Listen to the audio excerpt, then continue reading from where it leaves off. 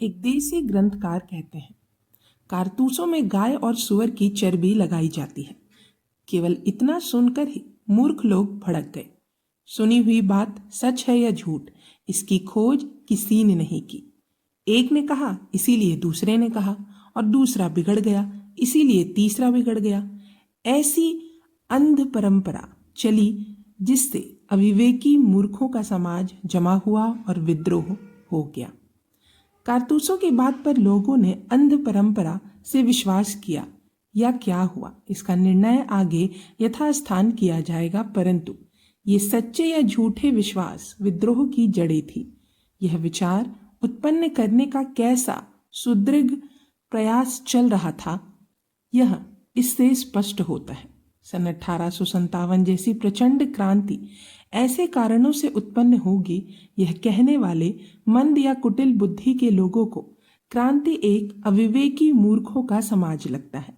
लेकिन इसमें कोई आश्चर्य नहीं है कि यदि सन 1857 की क्रांति मुख्यतः कारतूसों के कारण ही प्रदीप्त हुई थी, तो उसमें नाना साहेब, दिल्ली का बादशाह, झांसी की रानी या रोहेलखंड का खान बहादुर कैसे सम्मिलित हुए।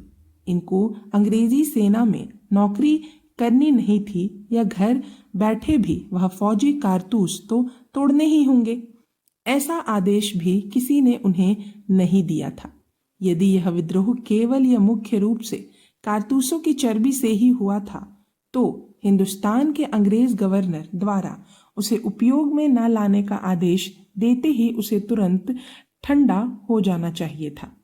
पर सिपाही अपने हाथ से अपने कारतूस बना ले, ऐसी अनुमति मिलने पर भी उसका उपयोग ना कर या सेना की नौकरी छोड़ सारी किटकिट से परे ना हटकर सेना के सिपाहियों ने ही नहीं बल्कि सेना से जिनका दूर का भी संबंध नहीं था, ऐसे लाखों लोगों ने, राजा महाराजों ने अपने प्राण रणभूमि पर क्यों अर्पित किए। फौजी और सामान्य जन, राजा और रंक, हिंदू और मुसलमान, इन सबको एक साथ आवेशित करने वाली बातें झूठ नहीं होती। उसके मूल में होते हैं तात्विक कारण।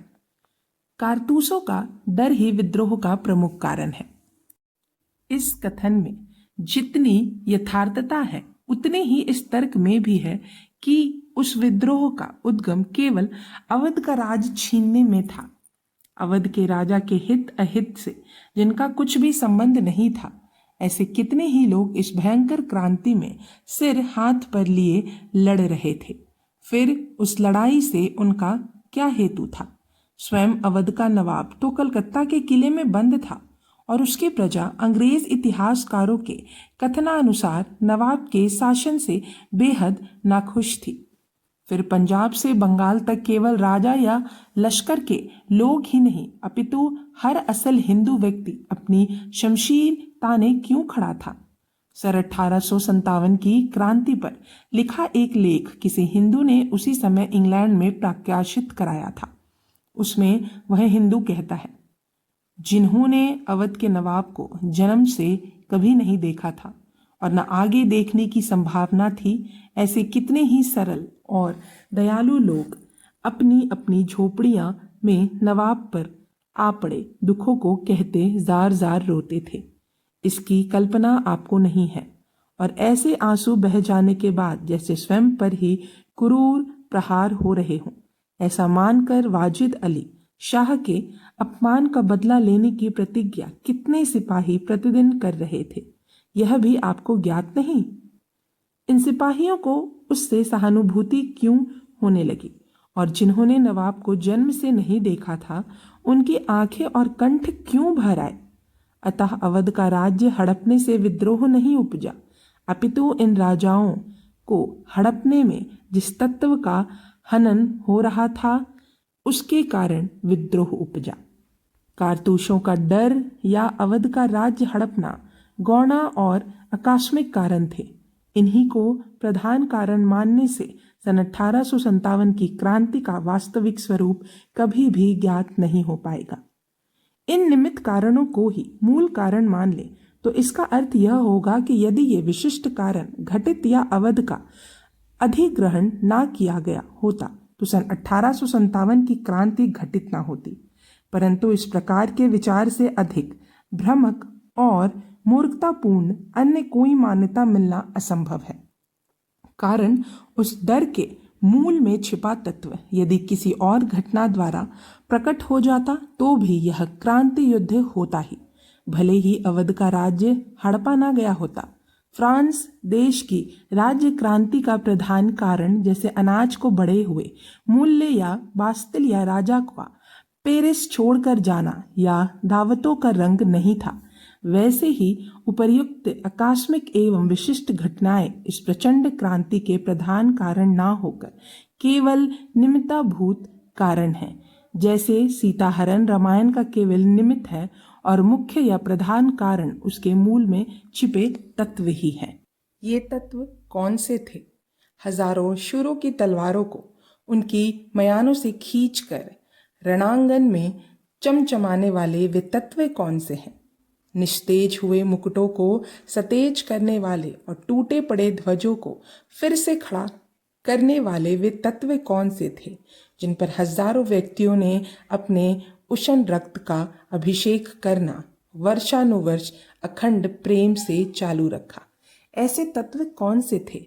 मौलवी जिनका उपदेश करते थे, ब्राह्मण जिन्हें विजयी भवा कहकर आशीर्वाद देते थे, दिल्ली की मस्जिद से काशी के मंदिरों से जिनकी यशः प्राप्ति के लिए परमेश्वर की ओर दिव्य प्रार्थनाएं भेजी जाती थी, जिनकी सहायता के लिए श्रीमंत हनुमान जी ने स्वयं कानपुर के रण मैदान पर हुंकार भी, और जिनके लिए झांसी की महालक्ष्मी ने शंभ निशुंभ के रक्त से भीगी अपनी पुराण प्रसिद्ध तलवार फिर से चलाई, ऐसे वे तत्व कौन से थे?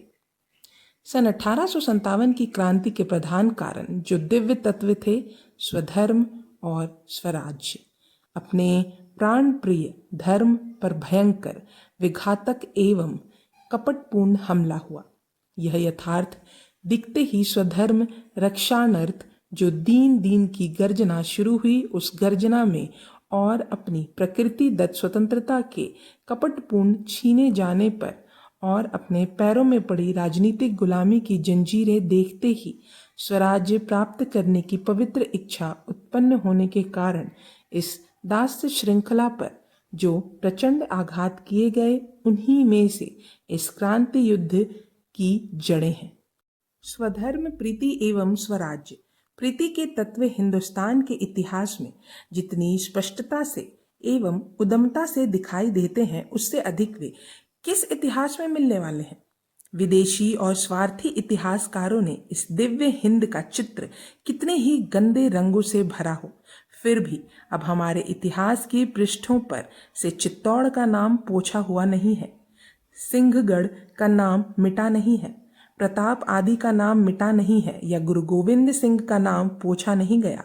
तब तक ये स्वधर्म और स्वराज्य के तत्व हिंदुस्तान के रक्त मांस में जमे रहेंगे।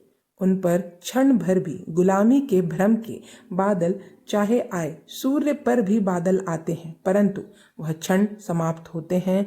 ना होते उस तत्व सूर्य की उष्णता से वे पिघल जाएंगे, इसमें शंका नहीं। स्वराज्य के लिए हिंदुस्तान ने कौन सा प्रयास नहीं किया और स्वधर्म के लिए हिंदुस्तान ने कौन सी दिव्यता अंगीकार नहीं की। गुरु गोविंद सिंह इस रीति से स्वधर्म के लिए रण मैदान में टुकड़े टुकड़े हो जाने पर भी जो हटते नहीं वीरों की ऐसी घटनाओं से भारत भूमि का संपूर्ण इतिहास भरा हुआ है। इस परंपरागत एवं तत्व का संचार होने के लिए सन 1857 के वर्ष में जितने कारण घटित हुए, उतने पहले कुछ एक बार ही घटित हुए थे। इन विशिष्ट घटनाओं से हिंदू भूमि के शरीर में किंचित प्रस्फुरण हुआ। इन मनोवृत्तियों को विलक्षण चेतना मिली और स्वधर्म एवं स्वराज्य के लिए लोक शक्तियां सज्जित होने लगी। दिल्ली के बादशाह द्वारा स्वराज्य स्थापना के लिए जारी घोषणा पत्र में वे केवल और कहते हैं कि अपने प्राण प्रिय धर्म एवं प्राण प्रिय देश को पूरी तरह भयमुक्त कर सकते हैं। इस वाक्य में उल्लेखित दिव्य तत्वों के लिए जो क्रांति होती है, अपने प्राण प्रिय धर्म को एवं अपने प्राण प्रिय देश को बंधन मुक्त करने के लिए जो क्रांति युद्ध से अधिक पवित्र विश्व में दूसरा क्या मिलने वाला है। स्वदेश रक्षा, स्वराज्य स्थापना एवं स्वधर्म परित्राण के लिए दिल्ली के सिंहासन से प्रार्थित इस स्पष्ट दिव्य एवं स्फूर्तिजनक मंत्र में ही सन 1857 की क्रांति का बीज है। बरेली में मुद्रित कर प्रकाशित किए हुए अवध के नवाब द्वारा निकाले गए दूसरे एक आज्ञा पत्र में वे कहते हैं, हिंदुस्तान के सारे हिंदुओं और मुसलमानों उठो, स्वदेश बंधुओं, परमेश्वर की दी हुई सौगात में सबसे श्रेष्ठ सौगात स्वराज्य ही है। यह ईश्वरीय सौगात जिसने हमें छल से छीन ली है, इस अत्याचारी राक्षस को वह बहुत दिन प्रचेगी क्या। यह ईश्वरीय इच्छा के विरुद्ध किया गया कृत्य और जय प्राप्त करेगा। नहीं नहीं, अंग्रेजों ने इतने जुल्म ढाए हैं कि उनके पाप के घड़े पहले ही लबालब भरे हुए हैं और उसमें हमारी पवित्र धर्म का नाश करने की कुबुद्धि और समा गई है।